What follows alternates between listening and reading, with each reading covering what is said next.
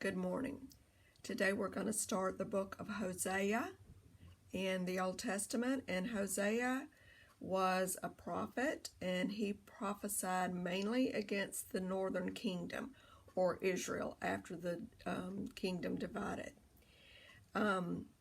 He was a contemporary of Amos, and we talked about Amos already. And Amos's prophecies were one of God being very majestic and powerful, but his prophecy, obviously includes some majesty and power, but it's one of a loving God and merciful.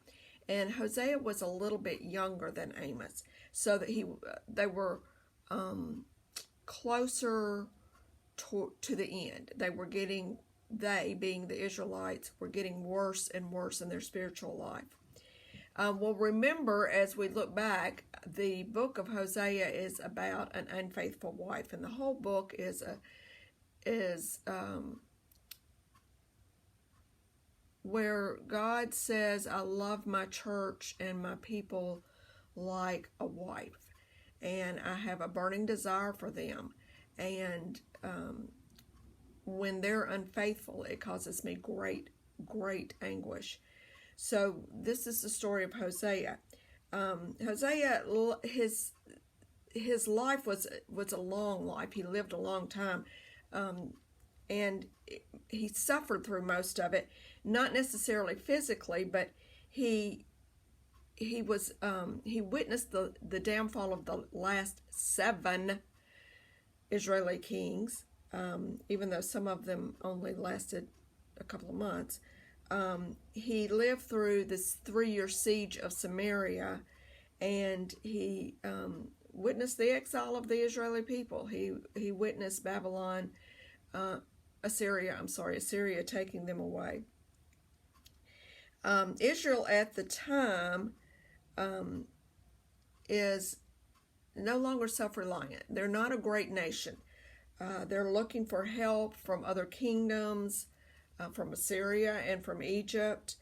The people are heavily taxed, and spiritually they're still worshiping those golden calves. And in addition, they're worshiping Baal and Ashtoreth. And their worship had gotten so bad that they were actually burning children alive as sacrifice. So their worship was not in any way godlike. So we'll start with reading. Our reading will be very light today. We'll read Hosea chapter 1, verses 1 and 2. So pause me and read that.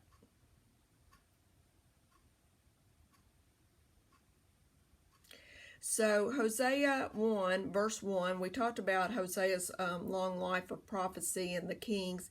And if you want to read about the kings of Israel, a quick glance at 2 Kings 15 and 16 will tell you the story pretty succinctly about these 7 kings. And verse 2 is an interesting verse, and we'll talk more about that as the book unfolds. But God told Hosea to take an adulterous wife and children of unfaithfulness. Now, that's the NIV version. If you go to the King James Version, it says, "Take thee a wife of whoredoms and children of whoredoms." The Message says, "Find a whore and marry her." The Complete Jewish Bible says, "Go marry a whore and have children with her." So the question is, was the wife a virgin at the time of the marriage and then become adulterous? Was she in fact a whore, which was kind of against Israeli law? Were the children, did she have children? Did she bring children to the marriage? There's no other mention of them. Or is this a literary tool to compare Israel to whoredom? So take thee a wife of whoredom.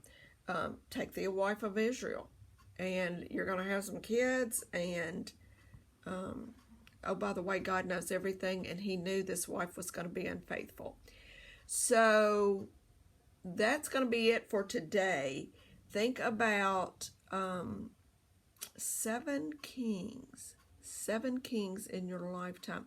That's almost like having 7 presidents. Probably a little bit more dramatic. So we'll start on verse 3 next time.